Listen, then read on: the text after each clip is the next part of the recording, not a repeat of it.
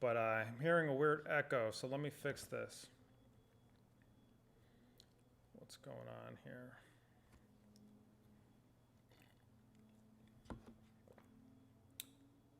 So just bear with me, folks. Get your mate ready. There we go. That should work. All right, cool. How to start an online tea business. Round 2. Oh, I see what's going on. I'm getting this weird echo. Let me try to fix this, folks. Start asking your questions if you have any questions. This is the real deal. Salud. Let me try to fix this situation. We're going to get started in a couple minutes. Hello, hello, testing, testing. If you guys could hear me, let me know. Oh, I know what's going on. 1 second.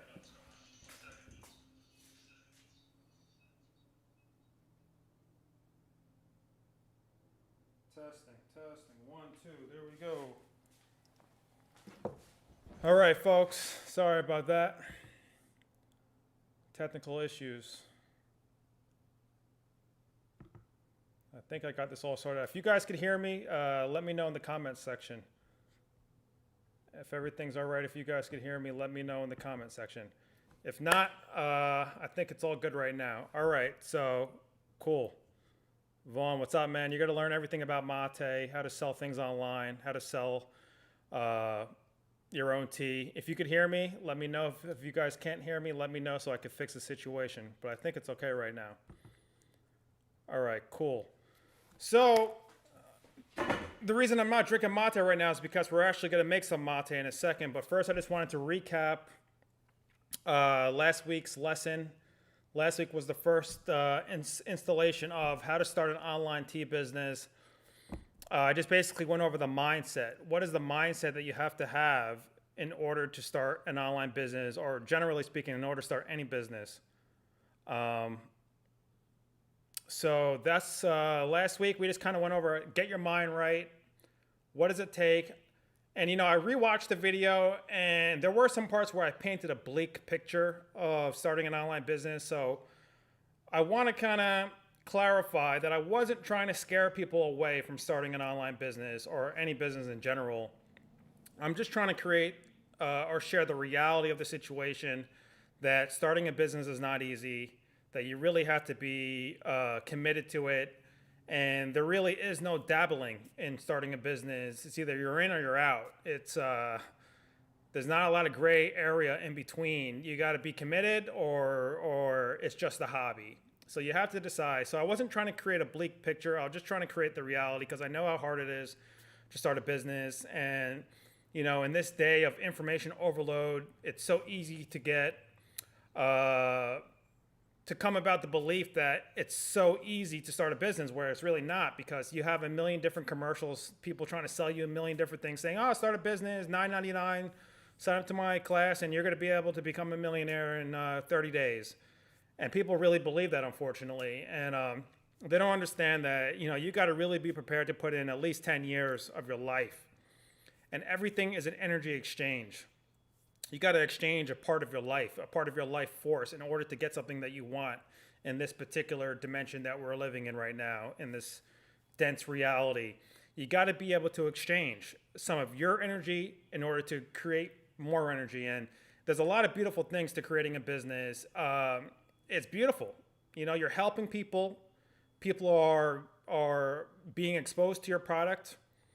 You're sharing a part of your passion with the world, and in exchange, people are giving you back a part of their energy, a part of their finances. Some money goes back to you. Some praise and good reviews goes back to you.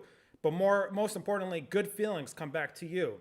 So it's a very beautiful thing to start a business. Support yourself, support your family. It allows you to do so many things. You know, it produces capital that allows you to further your life in many ways, to travel, to buy things, to help people, to donate. So it's a beautiful thing to start a business. So I hope some people weren't scared away from my last presentation. That's just kind of how I am. I'm kind of a serious person. And I just like to be, I don't like to beat around the bush with people. I just like to tell the truth, and I like to speak directly. And I know that kind of may offend some people, but hey, you know, that's their own issue. That's not my issue. You know, there you go. I'm speaking kind of blunt again. So what's up, Sam? How's it going, buddy? So let's actually make some mate first, and then we're going to get into the whole branding issue and start to think about what is a brand? What does that word mean to you, brand? Do you think brand is a logo? Do you think brand is a color? Do you think brand is a philosophy? Do you think brand is a look? What do you think a brand is? Because this is one of the biggest pitfalls I see when someone starts a business. They don't understand what a brand is. They don't fundamentally understand what it is, at least. But let's make some mate first, and we're going to get into it. So let me switch my microphone, and we're going to go make some mate. Let me see if I can get this screen over here. All right, can you guys see that right there? We're going to make some mate, okay? Let's get into it. All right, so I know you can't hear me as well because I moved away from the computer, but we're going to make some Kelly yerba mate. You may see me looking back over. Actually, you're not going to see me looking back over because I only have one screen on, but there you go, Kelly. This is Yakui, 6 months aged. Beautiful yerba mate. Technically, it's yerba mate. Really nice stuff. For those of you that like Del Sabador, I don't know if you remember that brand. We used to sell it, Del Sabador. Beautiful, delicious green malty mate. It has a nice little kick to it because it's aged. Mate that's aged, it becomes stronger, more stout, a little bit more sour. But since this is yerba, it still has that beautiful delicacy to it. Still has that beautiful roundness to it. Actually, let me grab a shaper.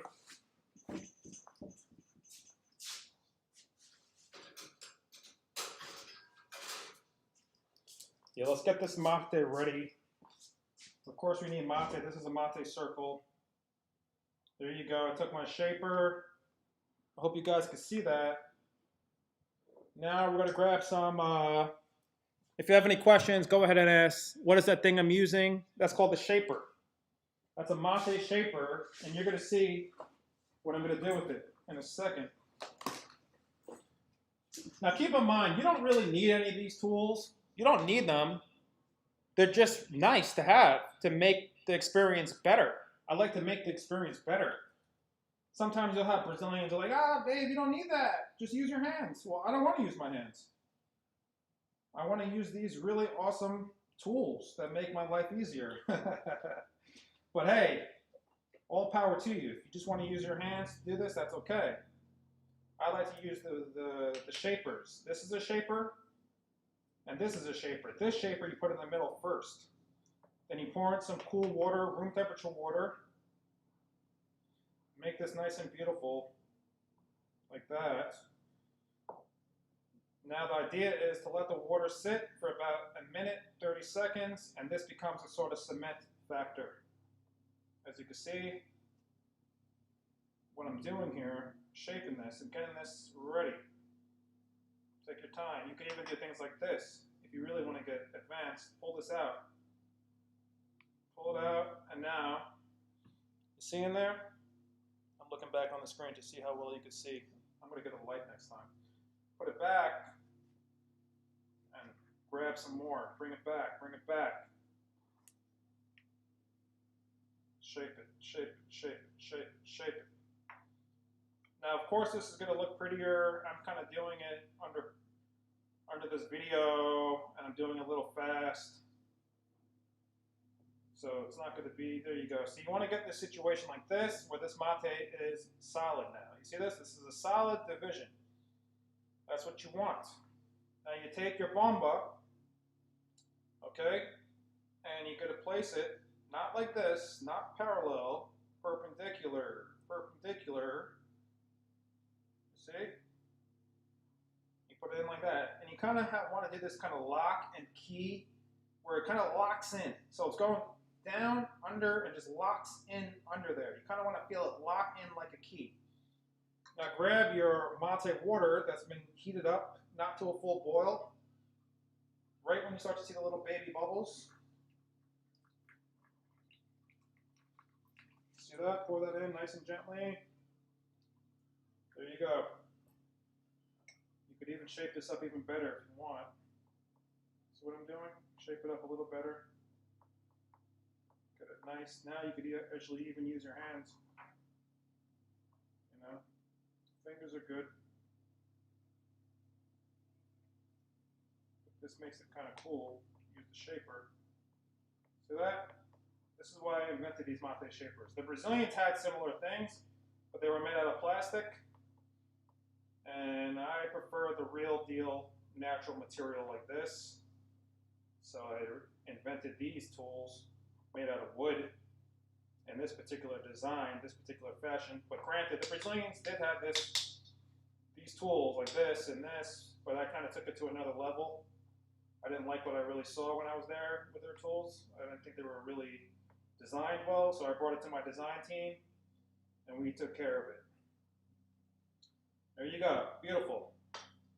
There you go, you want a situation like that, take your first couple sips, but you can even top it off right now.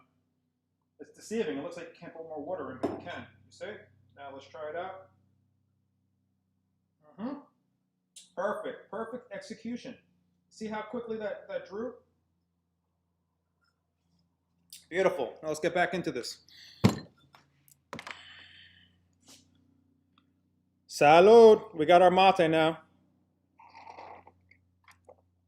So I just used those tools, the shaper. I'm drinking Kelly, right here, Kelly. It's not even on the website yet. It should be in a couple days. If you want it now, email me, support@circleofdrink.com, and I'll send you over an invoice. But it's really nice stuff, cool stuff. I like it a lot. All right, we got 12 viewers. Hello. How's it going, Materos? For those of you that don't know, drinking yerba mate. Actually, let me see how I can get these comments onto the... Forgot how to do that. Ah, now I remember how to get the comments on there. What's up, Vaughn? There we go. Salud. Now I remember how to get the comments on there. Okay, cool. So, for those of you that don't know, my name is Dave Mate. Hello, nice to meet you. I'm the founder of a company called Circle of Drink. I started the company about 10 years ago when I traveled to Argentina. I started drinking yerba mate. Yerba mate is a holly plant. Technically, it's not a tea. Camellia sinensis is the only tea on the planet Earth. I fell in love with it. I feel really good. It makes you intelligent. Well, let me clarify that. It makes your mind crystal clear. It puts your mind in a state of beautiful receptivity. It allows you to receive, it allows you to comprehend things better, it allows you to focus. It just allows your mind and body to feel good, to fall into beautiful unison, beautiful harmony. You could drink it all day long. Most people that drink mate, they know the effects of it. It just makes them feel like ready to take over the world, ready to take over their health, ready to expand themselves. It just expands things in your life. Give mate a chance, please. You don't have to buy it from Circle of Drink. Buy it from anywhere you want to buy it. Guayaki, Eco Teas, there's so many companies out there. Whole Foods sells it. Trader Joe sells it. So many different websites. Just Google it. If you want to buy it from us, that's great. Circleofdrink.com. I won't say no to that. That'll be great. But just get yerba mate. I don't care where you get it from. Get it and just start drinking it. It could be any brand that you like. There's so many brands, hundreds of brands. Drink it for 1 month. I dare you to drink yerba mate for 1 month. It doesn't even matter if you don't like the taste. I don't care if you don't like the taste. I love the taste. It's a little bit bitter, it's a little bit sweet, but just add some sugar to it, add some honey to it. It doesn't matter. Just drink it for 1 month, 30 days, and you will see your life, I think, will change. Most people's lives have changed. I know that sounds dramatic. I know that sounds hyperbolic, but what else could I say? I just love it. It works, and I've been in this business for 10 years now, and I've received hundreds of people's testimonials and comments saying, Dave, wow, you're right. This stuff, it works. I don't need coffee anymore. I don't need green tea anymore. Not to say those things are bad. They're just different herbs, but they just start drinking mate. They start loving it. It just makes sense in their mind. It makes sense in their heart. Okay. So this video is about starting an online tea business. What is a brand? Okay. So a brand, most people think a brand is a logo. You know, a logo like the Apple logo or the Nike swoosh. A logo is not a brand. A logo is a symbol that represents a brand. That's a very important distinction. A logo is not a brand. A logo is a symbol that is one representation, one little piece of a brand. A brand really is an idea. A brand really is a feeling. What is the feeling someone gets when they interact with your company? Someone said no. That's okay. I want you to tell me what you mean by no and explain it. And I'll answer questions. And this is a feedback. So you're right. Brand isn't a symbol, but a symbol can be a part of a brand. So the way that I define a brand personally is a feeling for me. When someone thinks about Circle of Drink, what do they feel? Do they feel good? Do they feel bad? Do they feel like it's great yerba mate? Do they feel like it's sour yerba mate? Do they feel like it's about blends? Do they feel like it's about culture, lifestyle? For me, a brand is a philosophy. A brand is a feeling. I know I'm going to have a lot of designers and brand experts and consultants not agreeing with me, and that's okay. That's why we're having this circle. My personal opinion is that a brand is a feeling. So when you look at a logo is a part of a brand. It's sort of like a representation of a brand, okay?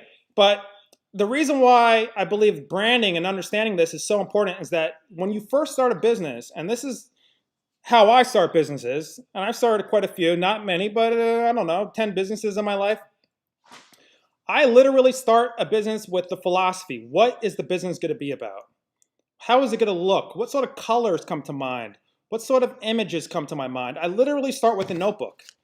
I grab one of these little notebooks. I like the blank ones, the ones with no lines on them.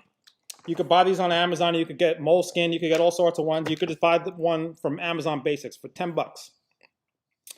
You want to get something archival quality, acid-free paper that will last 100 years, and it'll be okay. Get a good piece of paper. Get a good pen. I recommend Muji. Muji's a really good pen. And you may say, it doesn't matter what sort of paper you have and sort of pen. Yeah, I think it does matter, to be honest. The medium in which you're expressing your ideas matters. Find the best quality. Find good paper. Find a good pen. All these things matter when you're trying to express something clearly. Get a good pen. Get a good marker, whatever that means to you, whatever quality means to you. I like Muji when it comes to pens. And for paper quality, Moleskine's okay. There's some German companies I can't fully pronounce right now, or you could just get Amazon Basics, which is like the copycat of Moleskine, but it's just as good pretty much. Get a pen and paper and start thinking about, what do I want to do? This is the genesis of a brand. What do I want to do? What do I want to accomplish? What do I want to share with the world? Now, on one hand, you have a company that is very conscious about this. They bring in brand experts. They bring in designers. But usually it starts with the founder or the founding group of people who come together, sit down and say, what do we want to do? What do we want to accomplish? What are our values? How do we want to change the world?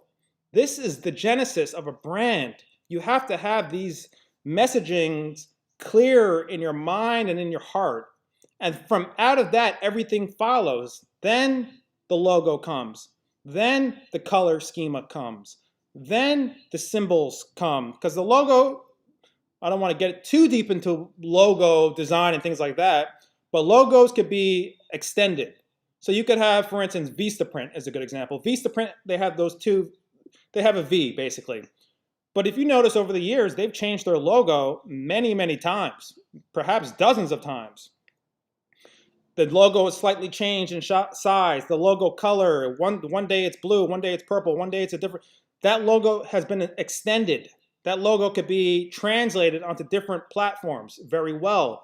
When I say different platforms or different mediums, I mean print, web, billboards, responsive design on your phone. So you want to have a logo that could be represented on many different mediums, not just on your website, But also you want to think about print. Maybe your logo will be printed in a magazine. Maybe your logo will be printed in a book.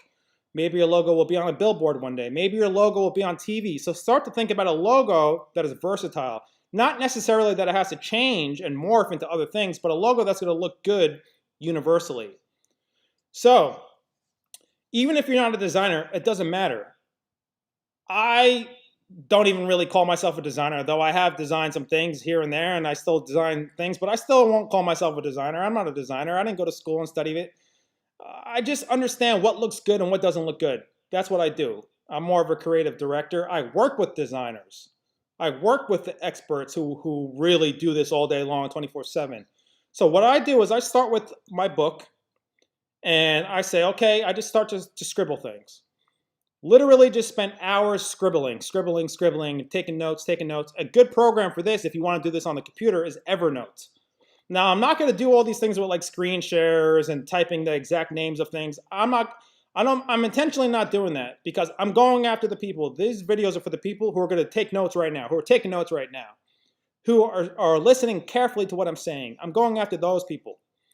That's why I'm intentionally not going to do screen shares and show you step by step. No, this is more just of a story, of a narrative.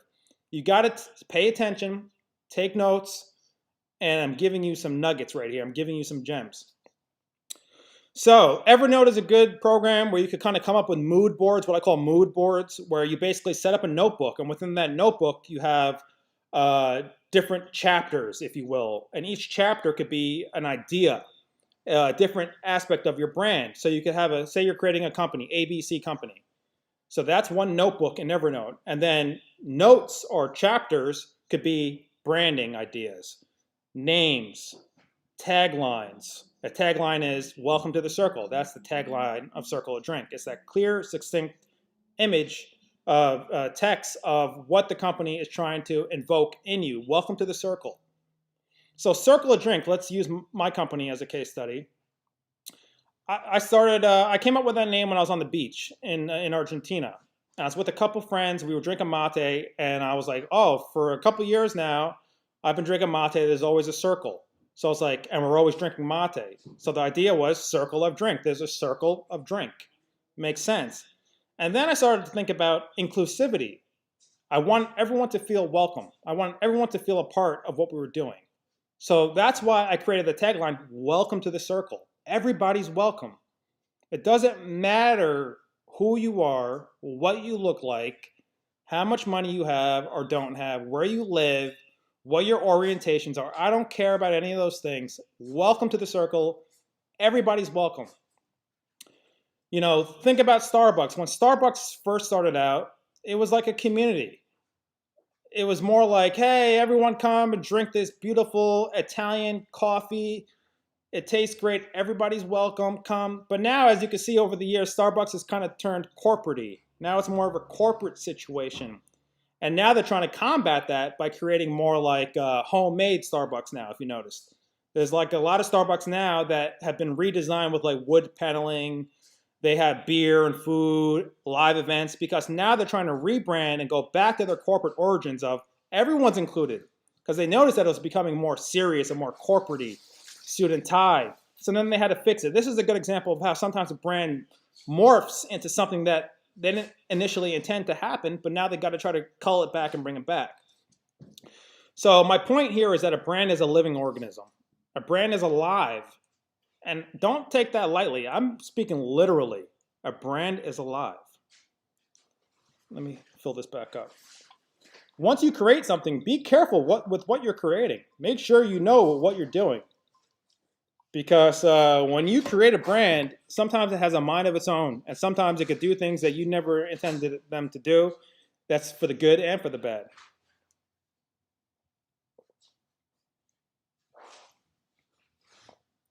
Another example may be Standard Oil. Those of you that maybe know a little bit about Rockefeller, maybe you read some stuff on them. Standard Oil, you know, started off as a kind of a small operation. Rockefeller was like, oh man, there's opportunity out here in Pennsylvania. There's a lot of people seeking oil, and you know, maybe I could refine it. So he started off a little tiny operation, and then one thing led to another. He built one factory, one refinery, another one, another one, another one. Then he said, hold on. These people who are transporting my oil, they're charging me an arm and a leg. Why don't I quietly build my own railroad system so I could transport my own oil? Okay, so now I'm getting into the logistics business. So he started off with oil, refining oil, really. Then he started building his own transportation system. Then he controlled the railroad. Then he controlled other refineries that needed their own transportation because now they control the railroads. And then he got into other things, rubber, all sorts of things, kerosene. And basically, before you knew it, he was probably controlling over 80% of the global oil supply in the world, globally. To the point where the government was like, we gotta break you up. And they broke him up, and Standard Oil now, as you see, you have tons of other permutations of Standard Oil. And this is kind of a tangent that I went off on. But what I'm saying is sometimes when you create something, it'll change, it'll morph. Same thing, another example is Amazon. Amazon, Jeff Bezos was like, okay, let me sell some books online. He was already doing quantitative mathematics on Wall Street and said, all right, well, let me apply this quantitative analysis with selling things online. So he left Wall Street, started selling books out of his garage, and he became very successful. And then he went in and started to do other things. Oh, let me sell other products online. Let me sell electronics. Let me sell televisions. Oh, okay, now let me offer web services. Oh, okay, now let me offer logistical work. Oh, now let me offer this and that and this and that. Before you know it, he's flying to Mars. So to get back to the idea here is that spend some time, think about what you want to do with your company. That is so important. Sometimes you have people who totally skip this part because they don't care about values. They don't care about what their images represents. All they care about is money. I never wanted to be involved in something where money was just the whole thing. No, that for me, nothing against it. You know, sometimes that's the art of some other people. The art is just to make money. I don't care about branding. I don't care about helping people. I don't care about what something looks like. I know a lot of business people like this. They don't care anything about any of these things I'm talking about. They only care about money. Money, money, money, money. How do I make money? That's all they care about. For me, that kind of hurts my stomach, to be honest. I can never operate in such a manner. For me, if I'm not helping people, if people don't feel good with what I'm doing, if I'm not providing a good service and good value, then I don't want to be involved. I don't want to just create some little toys from China and sell them just to make money. You know, you got a lot of people who start these websites, drop shipping, and they're just buying a whole bunch of garbage from China and Indonesia and all these other areas where they could buy things for very cheap prices and just sell it. All they care about is making money. They don't care about anything else. They don't care about helping you. They don't care about the environment. They don't care about the large-scale ramifications of just creating more garbage in this world. They don't care about any of those things. All they care about is making a dollar. And for me, that's not the business I want to be in. That has nothing to do with my brand. And you know, I'm just stating these things because there's two different mentalities when it comes to these things. There's the person who cares, the company that really cares, the company that really is stewarding a positive, beautiful, powerful brand. And then you have someone else who just doesn't care. They don't care. All they care about is the bottom line. All they care about is filling their coffers, their bank accounts. So be careful with those sort of things. Make sure that you're on the right path with that. Why am I getting an echo over here? Let me fix this echo.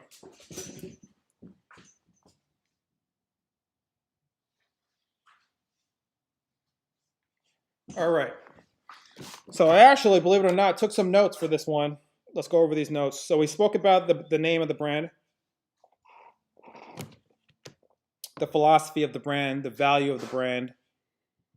What else do we want to talk about? So, okay. So now let's get into, once you come up with the name of the brand, once you come up with the messaging of the brand, which could be a tagline, then you want to bring in a designer, or maybe you are a designer, I don't know. Bringing in a designer, you could go to websites like Upwork, UPWORK, Upwork.com, Upwork.com. That's a very good website for hiring contractors. Maybe you have somebody on your team that's a designer. I believe in good design. Things have to look good. It can't just work good. It can't just feel good. Things have to look good. So do yourself a favor and bring somebody into your team. And later on in another video, we'll talk about building a team, but I'll be pulling from that future video right now. People on your team, you need to have at least one person on your team who understands design. That's what I believe. If you're serious about building a powerful, beautiful company that really helps people, you need at least one person on your team that understands design. I have a dedicated designer. She's brilliant. Without her, my company wouldn't be where it is right now. Her mentality, her spirit, what she's able to do and translate from my ideas is magic. Okay? So the value of design, think about Steve Jobs. He really understood design, and he didn't spare any expenses when it came to design. So I recommend looking for a designer now, either on Upwork, or if your funds are really limited, go to Fiverr, Fiverr.com,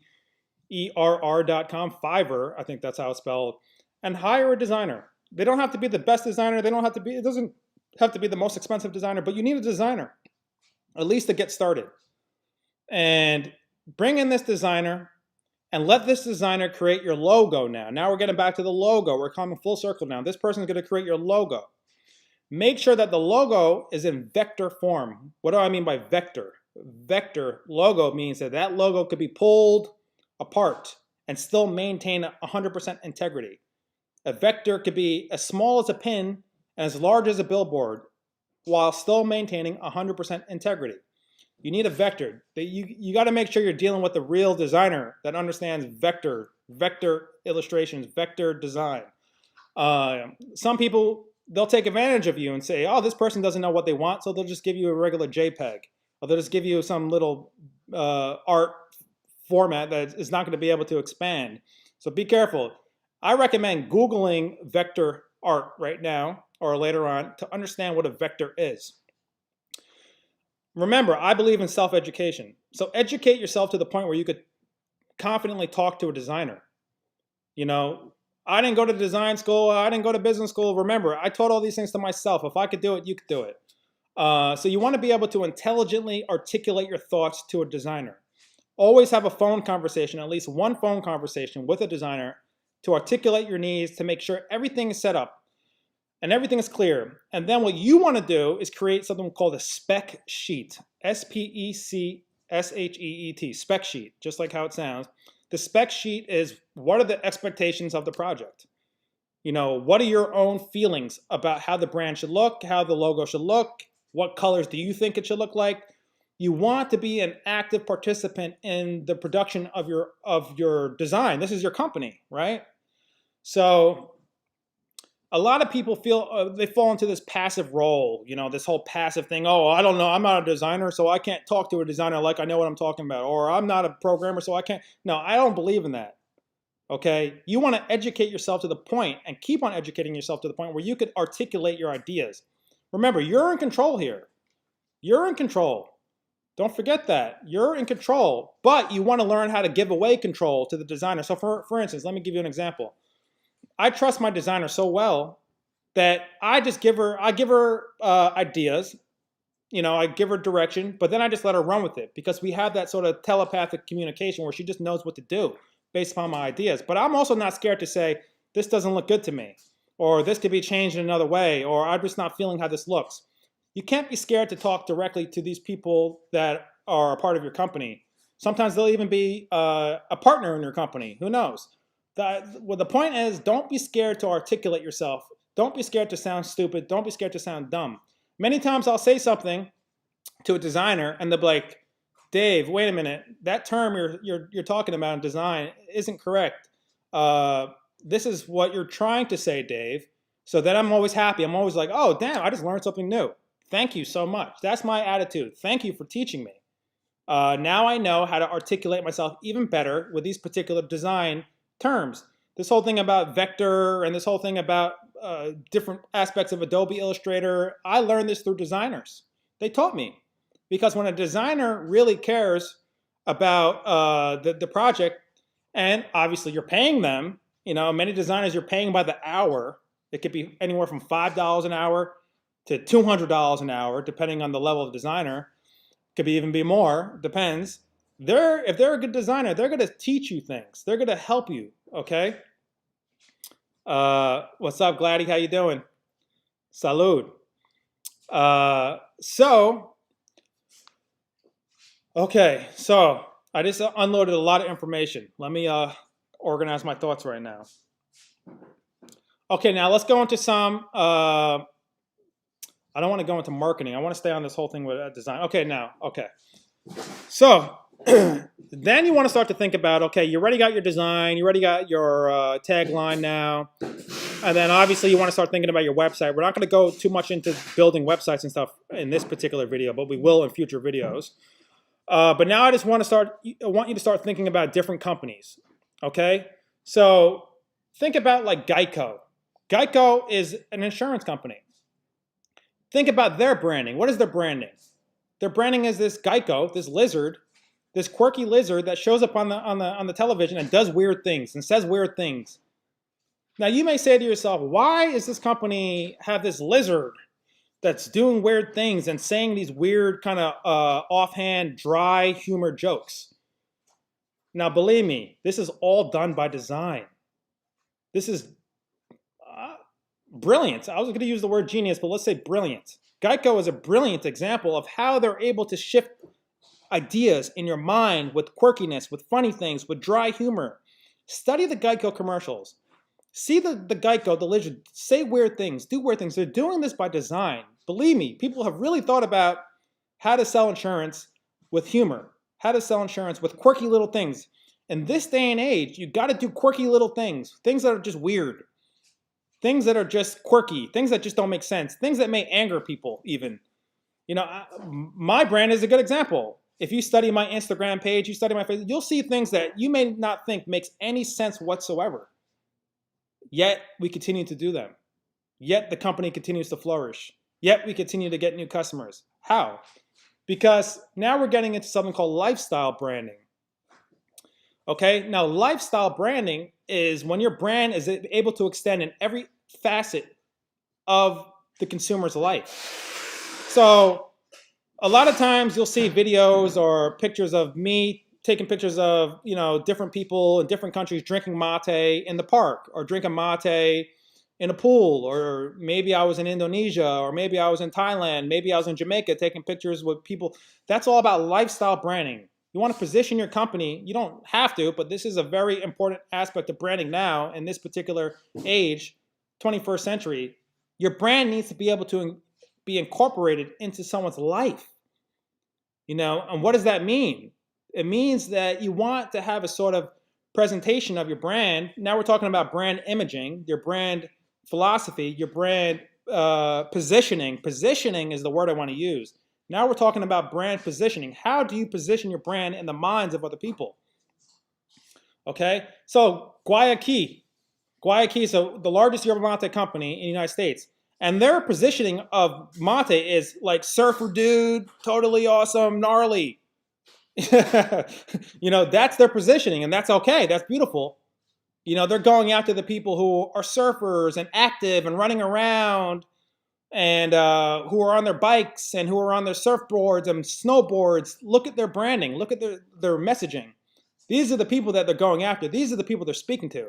They're speaking to the people who are kind of off the mainstream, you know, who are like, screw it, I'm going to the beach. Screw it, today I'm going to the concert.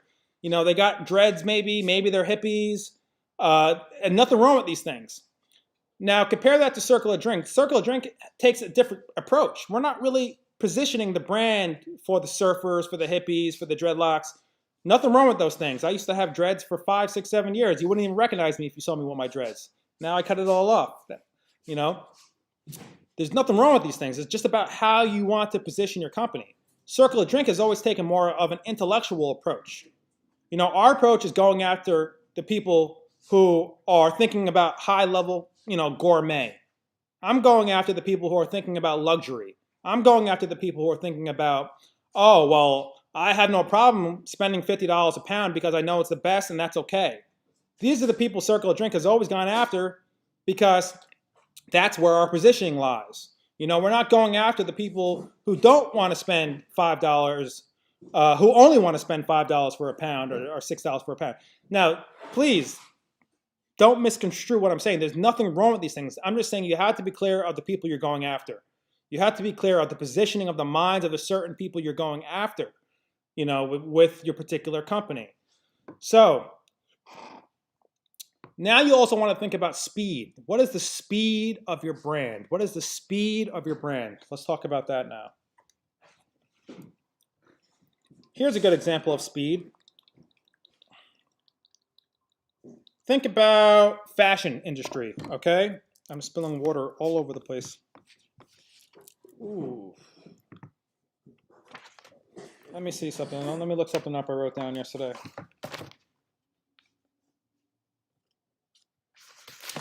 All right, so think about the fashion industry when it comes to speed. Now, on one hand, you have a company like Zara, okay? Or another example would be, let's just use Zara for an example. Zara is a sort of company. Why did I lose this? Oh, okay. Zara is a sort of company you would call a fast fashion company. What do I mean by fast fashion? This is a company that studies modern trends of fashion and design, and they quickly, rapidly create clothing based upon the current zeitgeist of the times. So say they notice that, blue sweaters or a particular shade of blue is selling very well in the luxury stores. So Zara will say, let me create a shirt, let me create a sweater in literally 5 days or 1 week, and maybe it's not the best quality. Maybe it'll fall apart in 3 weeks. Maybe it's made with horrible material, but we're going to sell it for $5, and we're going to sell millions of it, and we're going to make a lot of money. And even though the customer is going to have a shirt that falls apart 3 weeks later or 3 months later, and they throw it away, and it adds to the global pollution crisis, who cares? Because we just made money. Okay, that's what you call fast fashion. Fast fashion. When you just create clothing to capitalize on the current time, regardless of whether that clothing is made with high integrity. So now it can be mass marketed. Now it can be consumed by the masses very rapidly, very quickly, and we can make a lot of money, and we can move on to the next one. We can move on to the next one. We can move on to the next one. That's fast fashion, okay? Now, a slow fashion is different. Slow fashion is when you have a company, let's say like a company that sells other brands like Saks, okay, Saks Fifth Avenue. This company will focus on slow fashion, fashion that has been meticulously crafted, clothing that has been made with care, clothing that has been made with integrity for the most part, okay, I'm speaking generally. Now this particular sweater now, let's go back to the sweater example, it may be a $200 sweater. But this sweater was designed in a way where it is timeless. It'll last 10 years, 20 years, 30 years maybe. Maybe your entire life it'll last, and you can pass it down as an heirloom item. This sweater took 10 times the amount of effort than the $2 sweater or the $5 sweater. So you understand? There's a difference of speed now.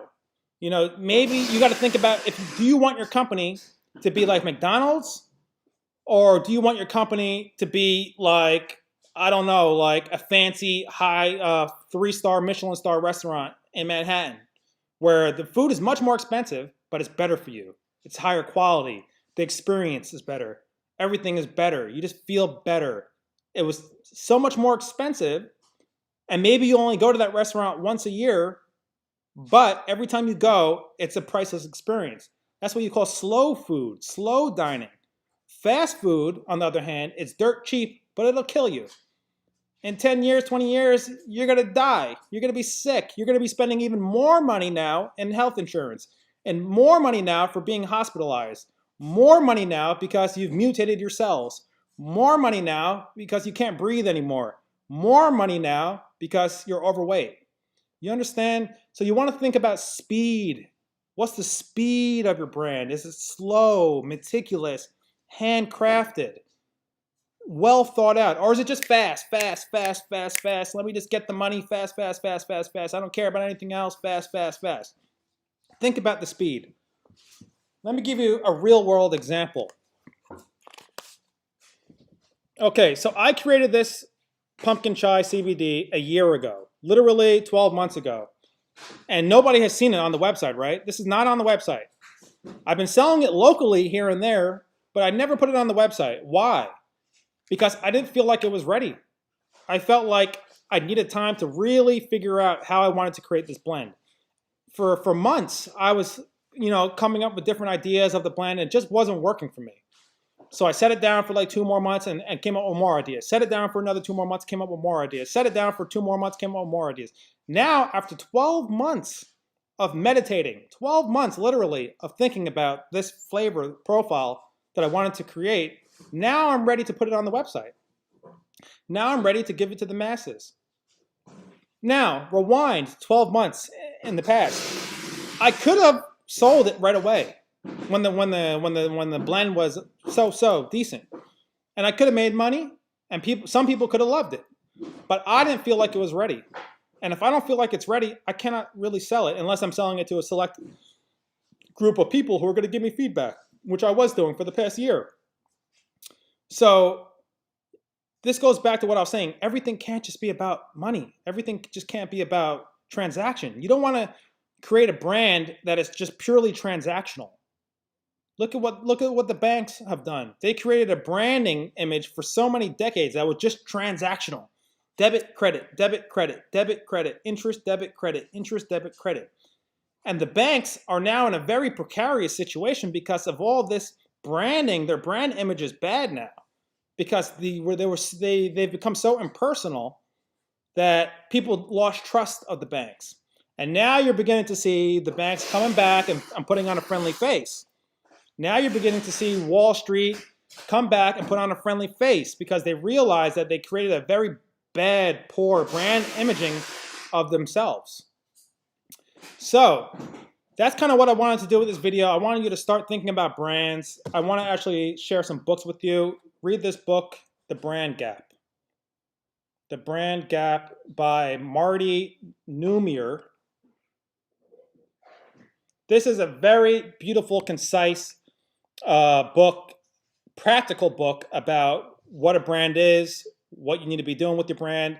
And remember, don't be scared to invest in yourself. This book is probably, I don't know, $7, $8. $7, $8 will get you very far with understanding what a brand is. Another book I want you to read, if you're interested, is, let's see, what's the other book?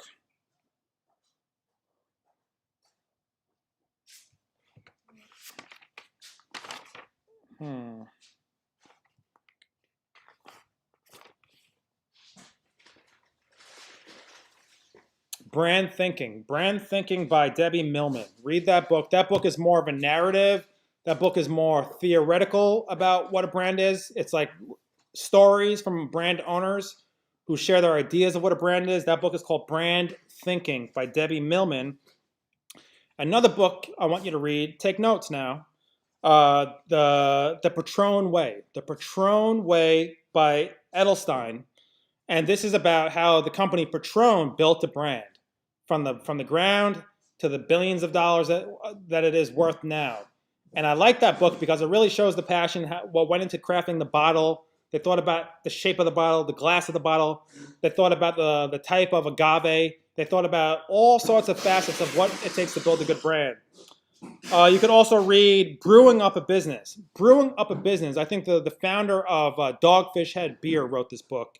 I think his last name is Calagione. Sorry if I mispronounced that. Calagione. Read this book. It's called Brewing Up a Business. It goes into the whole idea of Dogfish Head, how they started with like building their own machinery in the garage, and people were coming to buy their beer, drink their beer, and that turned into the huge brand that it is today. So that's pretty much it. I wanted to just get your mind right, start thinking about a brand, start thinking about your messaging, start thinking about your values, start thinking about the positioning, how the brand will be positioned in the minds of the consumers. Start thinking about building a community. You need a community around your brand. Build an army of people who you're feeding them good information. Exactly what Circle Drink is doing right now. I'm feeding this community good information. And in return, there will be some people who find out about, mate as a result of these videos. It's an exchange. It's an exchange. I give, I get, I get, I give, back and forth. You need a community. And I think that's it. That's all I really wanted to go into. Does anybody have any questions? Let me know. This is the time. Peter, what's up, buddy? Have a good drink in the bar, man. All right, so that's it, folks. Thank you so much. I think I'm going to try to do these once a week. So far, so good. This is the second installation. If you missed the first one, go back. I'm going to put a link in this video in the description to the first episode last week, which was about just getting your mind right, deciding what you want to do, deciding if you want to start a business. This video was all about branding. What is a brand? Where are we going? For all of you designers out there watching this that really have studied branding, went to school for branding, have degrees in branding, help me learn more. I want to learn more. Send me some information, share a comment, and just anybody who's watching this video, if you have any comments, drop it in below. These videos are being stored for life on YouTube. Come back to them, watch them, rewind them. Scroll through the comments below. Answer people's questions if you can. And I'm sure there's a lot of people that know much more than I do about this topic. So maybe you could help me by helping the viewers below.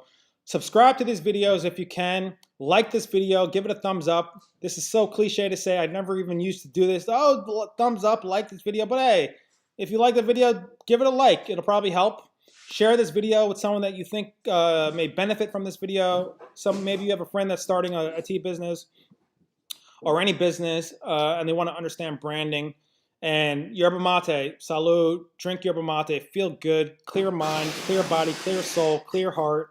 My name's Dave Mate. Check out all this Kelly Mate. It's coming to Circular Drink. Really good, malty stuff. Have a great evening. Salud. Peace out. Much respect. Much love.